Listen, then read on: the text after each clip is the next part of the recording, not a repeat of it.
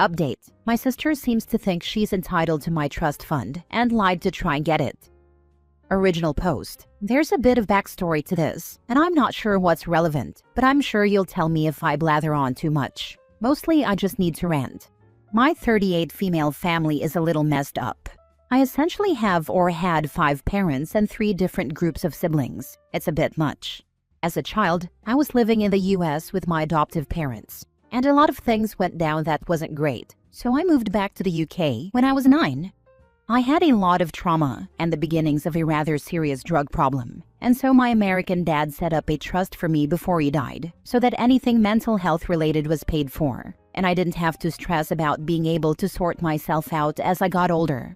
It's been rather handy over the last 30 years, paying for a home when I was a teenager, therapy, rehab, basically anything needed to help me not die. At some point in my teenage years, I made contact with my biological parents and their other kids, and was welcomed back into the fold. Some of my full siblings had issues with this. Fair enough, it was a big change to everyone's lives. My little sister, now early 30s, apparently found it particularly hard, and so we've never got along and have been no contact for almost a decade.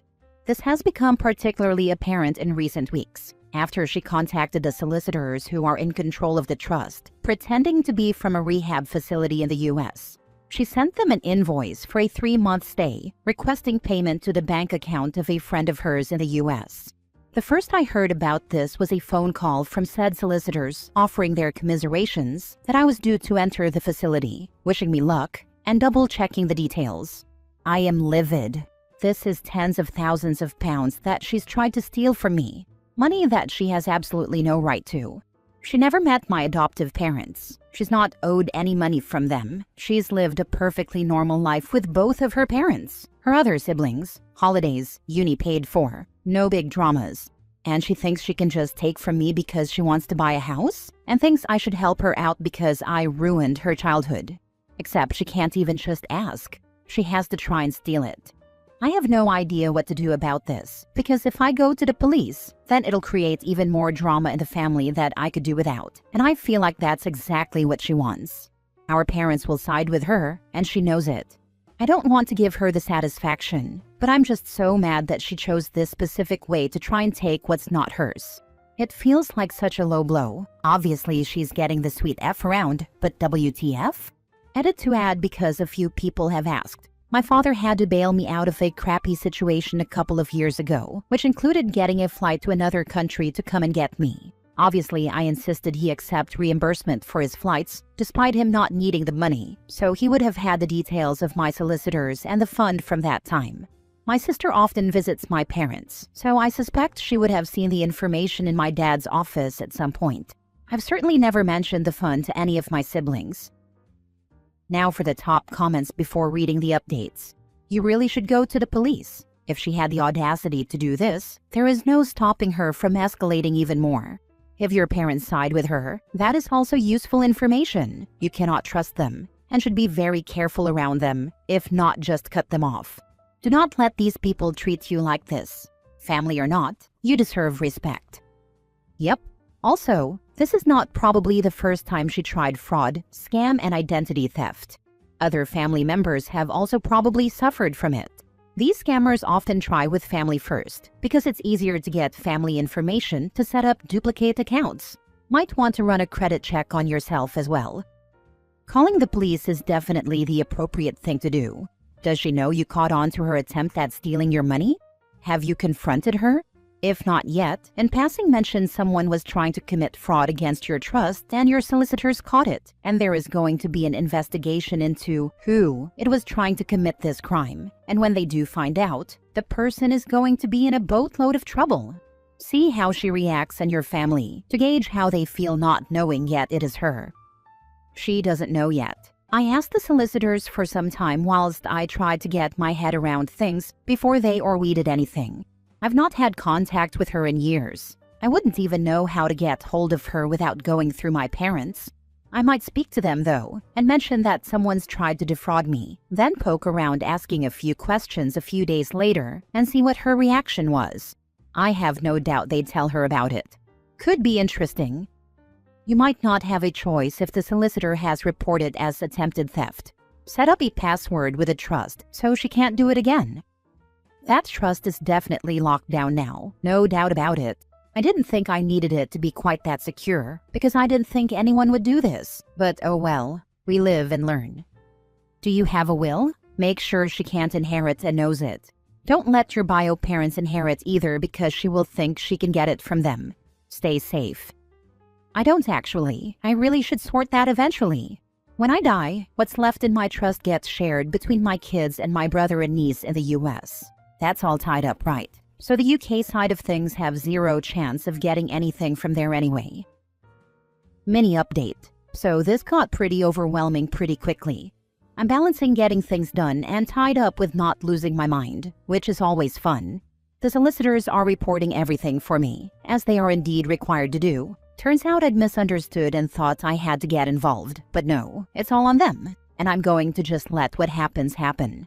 I'll be setting up a meeting at some point to go through all of the transactions made over the last 20 years or so, just to make sure nothing else nefarious has gone on. Thanks everyone for the reassurance that I'm not doing something wrong by wanting this sorted, but I'd appreciate a little less speculation on my life and the role my parents play in it, if you could manage that. Now for the full update 10 months later. I don't like to leave a story unfinished, so even if no one is interested, I'm just gonna leave this here. A final update about my sister feeling like she's entitled to my money and attempting to steal it from me. So, after months of pretty much just waiting, it turns out absolutely nothing is going to happen. No charges, no consequences, no official acknowledgement, beyond a few "we understand your frustration" emails. The friend whose bank account my sister tried to funnel the money into has been fully cleared. It would seem they had no idea what was going on. The police spoke to them early on, and it apparently became obvious quickly that they weren't actually involved. The US police won't take it any further because no actual funds were transferred, so there was no financial loss. And because my sister is in the UK police have closed their side of things as well because the US cops aren't interested, so she just gets away with being an a-hole once again, I guess. So that's that. 9 months of paperwork and stressful meetings with solicitors and one minor mental breakdown, only to be told it's essentially gone nowhere, which is pretty anger-inducing but also kinda expected. Somehow that woman gets away with bloody everything. We haven't spoken, and we won't. I'm not sure what my parents' involvement with her is these days, but I know they won't be expecting us to be in the same room as one another again. So I guess that's some level of support. No contact prevails. I know this is frustrating, but you got a small win in that she was entirely unsuccessful in getting your money. This is true. I haven't read all the comments, so this may be redundant, but make sure your solicitors know to never pay out one single penny without your express permission, and maybe your notarized signature. I would set up a security code that only you know so no one can try to impersonate you. Also, make sure you have an ironclad will that your sister cannot contest. Maybe leave her $1 or pound so that she cannot claim you forgot about her. If OP is adopted, then legally speaking, her bio relatives aren't her relatives anymore, as all ties were legally cut. Yep, this. In the eyes of the law, other than my husband and kids, I have one stepmother and one niece. Time for a new bank, one that she does not know about. Solicitors have closed everything down and made it effectively inaccessible for anyone but myself and my husband, so we should be good on that front. Next story. Am I the a-hole for telling my parents if they subsidize my sister's living expenses, do not expect me to subsidize theirs? My sister has a decent job, but has yet to move out of our parents' house, because why pay rent, food, utilities, etc. when you can get it for free? She is 26 years old and loves to brag about how much she is saving by not paying rent and stuff. She is currently on a vacation with friends in Japan. So I recently told my parents they need to give her the boot and let her be an adult, or I will stop helping them out with their expenses.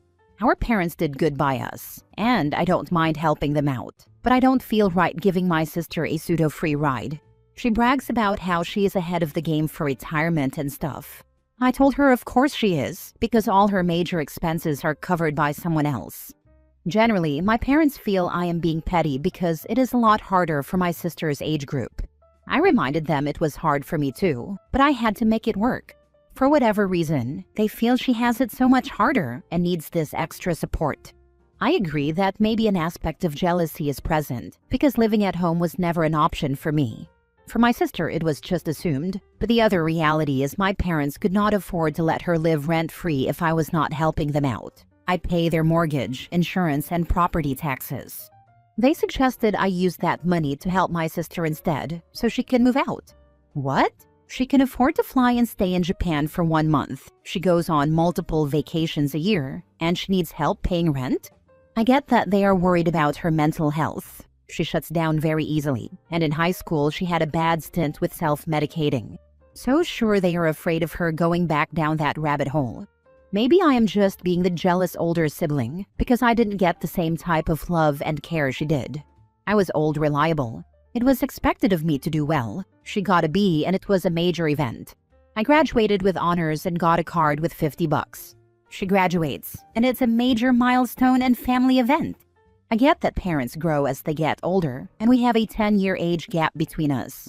Though yeah, am I being an a-hole here for not taking into account my sister's and her generation's issues and hardships? I have the means to help. Like my dad said, I should just help because it is the right thing to do. Am I being petty? Not the a-hole.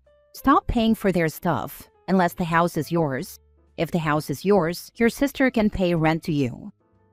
I really don't understand why you're paying everything for all 3 of them, which you are doing. I get the care insurance, but that's it. You say it doesn't affect your life, but it does. That money can secure your future. It feels like you're trying to buy their love. As the poster above has said, continue paying if the house goes in your name. Why are you giving them money they never gave you? Why don't you save that money for yourself and let your sister pay rent? You have been old reliable because you won't actually stand up for yourself. You are enabling your sister by helping your parents. If your sister has no job, how do you think she can afford to go live in Japan? You need to learn to be selfish like your parents and your sister by not giving them money they never gave you. Tell them you learned from them not to give money to family, as they have never given money towards you. She has a job, and what I give my parents is 100% disposable income. By no means am I hurting. Which is where the pettiness comes into play. That's not the point that it's disposable. Why are you giving them money in the first place? Actually, what you are doing is already helping them subsidize your sister. You have to realize that, right? Was just trying to help out. They have been using said money to booster their retirement account. The original goal was to free up funds for them to save more for their retirement, and for me to help them off the house sooner so when they retire, they don't have to worry about such a large sum. By 2031, the house should be paid off at the rate I am going. I also pay for their LTC insurance policies, just in case if they need them in the future.